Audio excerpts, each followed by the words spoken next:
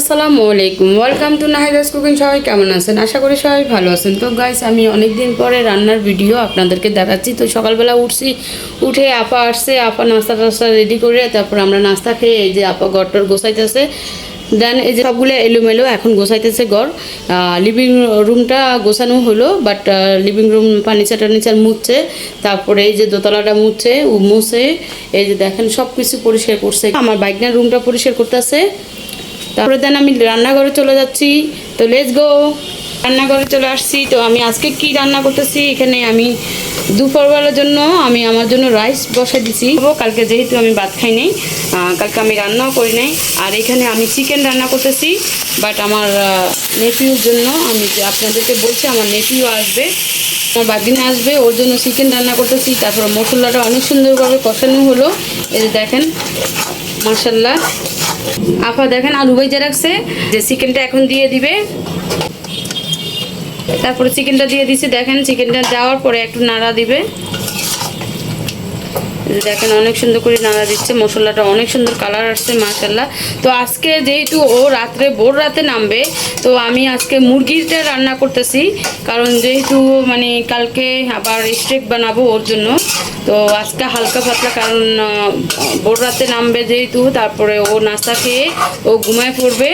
তারপরে আমি আর কি রান্না করছি, মাছ ভুনা করছি না।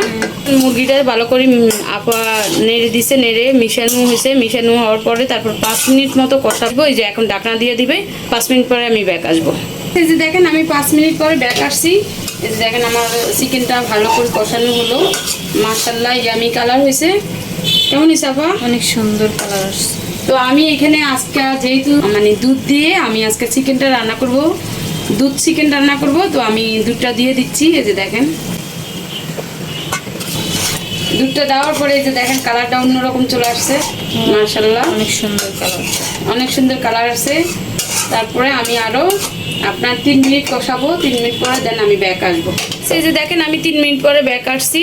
আমার এই যে দেখেন সুন্দর কালার। ও আপা আমার আগে ওয়াও বলছে, দেখছেন অনেক সুন্দর মাশাআল্লাহ ইয়ামি কালার আসছে। তো আমার চিকেন রান্নাটা যদি আপনাদের কাছে ভালো লাগে অবশ্যই আপনারা আমাকে কমেন্টস করে জানাবেন। চিকেন রান্না করছি, তারপরে আমি আলু দিয়ে দিচ্ছি, কাঁচামরিচ আলু। যেহেতু আমার ভাগিনা আপনার ঝাল খায় না, ওর জন্য একদম ঝাল দিই নাই, কারণ আমার মরিচগুলা অনেক ঝাল, আমি ইন্ডিয়া থেকে আনা মরিচ অনেক ঝাল দেই যেহেতু, তাই জন্য ওর জন্য আমি মরিচ দিই নেই, ঝাল দিই নেই।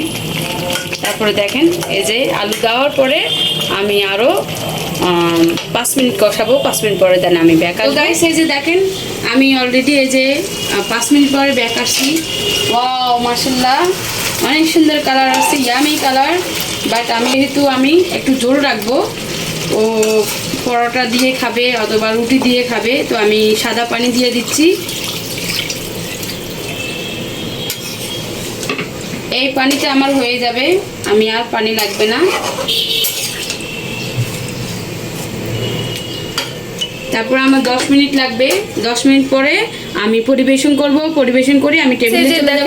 আমি ঘরটা পরিষ্কার করে আপা এই যে এখন চলে যাচ্ছে। তো পরিবেশন করে টেবিলে চলে আসছি। তো আমি আজকে রান্না করছি ডাল দিয়ে পাটের শাক রান্না করছি, তারপরে আপনার কাতল মাছ ভুনা করছি, তারপর চিকেন দুধ চিকেন রান্না করছি। এখানে রাইস আছে। তারপরে আমি রাত্রের জন্য আরেকটু রাইস রান্না করব। আমার নেফিউ কী আমি জানি না, ও কি মানে ভোর রাইতে যেহেতু আসবে, মর্নিং টাইমে যেহেতু আসবে, তারপর ও নাস্তা করবে না ভাত খাবে। তারপরেও আমি রাইস রান্না করে রাখবো যেহেতু ছেলে মানুষ। তারপরে নাস্তা করলে তো অনেক রকম ফ্রুটস আছে, আপনার তরমুজ আছে, পেঁপে আছে, পেয়ারা আছে, আপেল আছে, সব কেটে দিব। তারপরে ডিম পোস্ট করে দিব, ও যেটা খেতে পছন্দ ওকে দিব। তারপরে ওর জন্য দোয়া করবেন ঠিকমতো যেন ও এসে পৌঁছায় আমার কাছে, আল্লাহ পাকে যেন ঠিক মতন ওকে আনে। তারপরে এটাই দোয়া রইল ওর জন্য।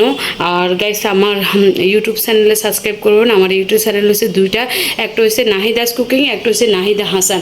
তো যারা আমার নাহিদা হাসানের নাটক দেখেন না, অবশ্যই গাইস আমার নাটকগুলো দেখবেন, অনেক সুন্দর সুন্দর নাটক যাচ্ছে।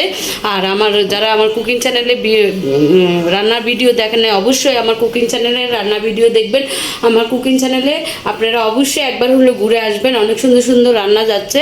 তারপরে আমি অনেক দিন পরে যেহেতু রান্না করতেছি আমার ভাগনার জন্য, ভাগনা আসলে বেশিরভাগ আমার রান্না করার পরে, আমার এমনিতে রান্না করা পড়ে না, কারণ আমি হাবিজাবি একটু হালকা পাতলা ফুস টুস খেয়ে থাকি। আর আজান দিয়ে দিছে, এখন নামাজ পড়বো। সবাই ভালো থাকবেন, সুস্থ থাকবেন। আল্লাহ হাফেজ, আসসালামু আলাইকুম।